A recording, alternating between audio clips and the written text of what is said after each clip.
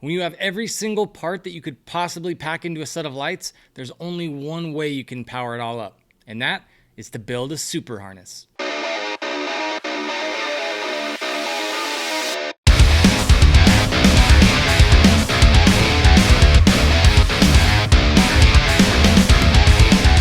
What's up guys, I'm Chris and this is FlyRyde, where you're going to learn more about the parts, techniques, and the business of building custom lights.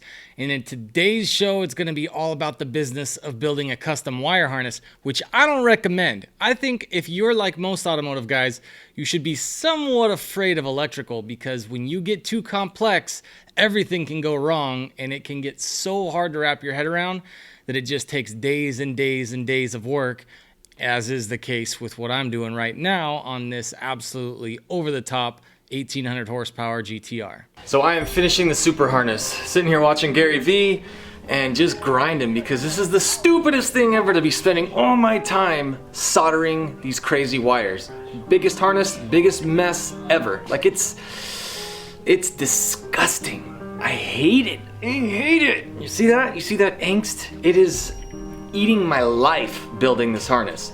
But here's the thing, it's gonna work. It's gonna be dope. And I wish I could just bounce and not deal with it, but I have to make a circus work in my head and then turn that into things like stuff, just wires that control everything. And then I have to go put it on a GTR. So it's where I'm at. It's just a grind. Wire harnesses suck so bad because they take so much thought, so much smarts to be able to actually function the way they're supposed to. And you know who builds them? Pretty much nobody.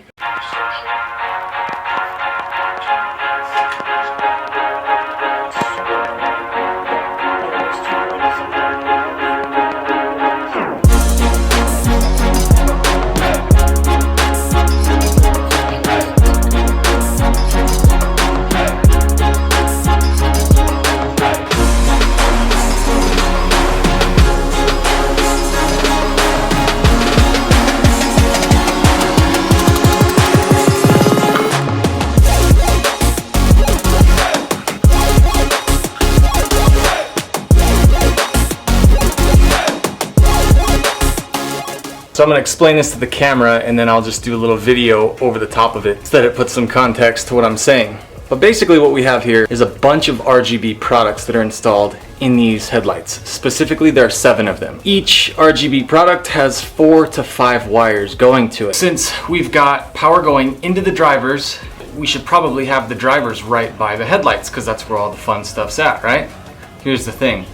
This car has so many different aftermarket parts on the engine side of things that we can't have them all where we did have them. So this is now the 3rd time that we've had to rebuild this harness specific to this car, because it has all kinds of high heat products. 1800 horsepower motor in this thing. Like, this is a crazy GTR, and so we've had to make lots of adjustments that are 100% unique to just this particular build. We'll never do it again. You couldn't possibly pay me enough. If you wanted me to build these lights again, just wouldn't do it. We've had to take all of those drivers for the components, the 7 different ones. All of those things needed to be moved so that they would live now in the fender area, because that's the only space that they're safe. Clip over 60 different wires and extend them all 3 feet. These are all JST connections. So the idea here is that the lights are able to be unplugged. That is coming from the actual controllers inside the car, through the firewall, passenger side, driver's side. Can't make it pretty until it's in place. Now we left them unbundled, unwrapped, and unpretty because when we put them on the car, we want to make sure we have absolute full control over fitment, so that we can secure the wires, make sure everything goes into place the way that it should be, so that it won't be getting tugged on, there won't be any issues with it, and everything can be at the length that it needs to be so that it's safe. We can see the demon eyes in there, we can see the angel eyes doing their thing, the color bolts, the DRLs.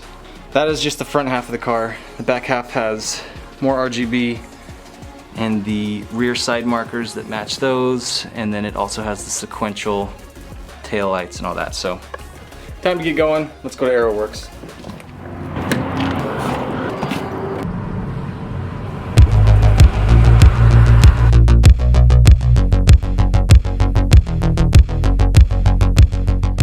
knew this harness was huge, and I knew it was crazy, but until I mounted it on the car and started seeing how long it was going to take me to get it done, I realized the only way to get through it was with 80s montage music.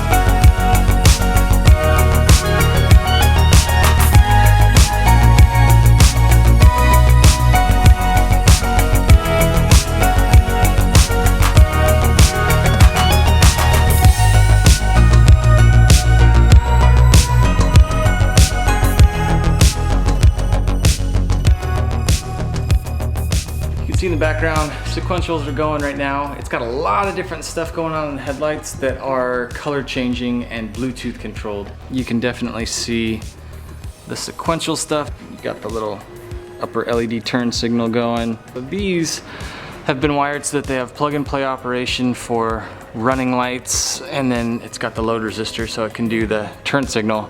But what's crazy is we had to extend the wires so that instead of having all of the bulky parts right here underneath the light where it gets super hot from that oil cooler, it's got all these crazy fittings that are gonna get super hot, and it would have melted the wires. So I'd extend the wires 3 feet back, and when you go 3 feet back to power something, then each of these has 5 times as much coming back across. Lots and lots and lots, hundreds of connections, stripping and soldering the wires. There's also these guys. He's got radar jammers. On this side we've got audio video going through. Not ever again. This car made me quit. Like, I'm not gonna work on cars now because of this car. It ruined me. It's done.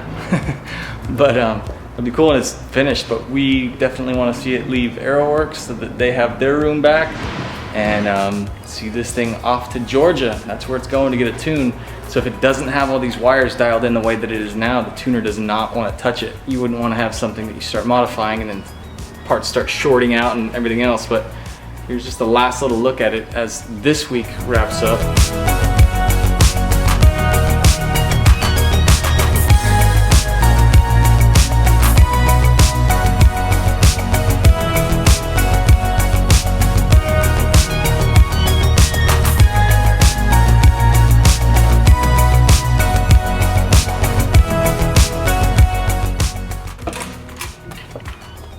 Ever vlog when I'm in the car because I have this electronic power steering that just whines like crazy in the background? It's super annoying, and I don't have a dead cat or a microphone or anything on this camera yet. I'm just a wee novice vlogger. Is that what I am? That's weird stuff. That's not my intention. I'm trying to be the guy that can deliver some value and help you guys avoid some of the mistakes I've made, because man, I've made a lot. And I'm making one right now by holding this big giant camera while I'm driving. So I think that's gonna do it for this week. Be back at AeroWorks next week. So is that too many parts or what? I try to give the analogy like this. Imagine if you walk into a performance shop and you ask the guy, hey, how much if I add a supercharger to my car? And he walks through the system, the costs, all of that, the time it takes.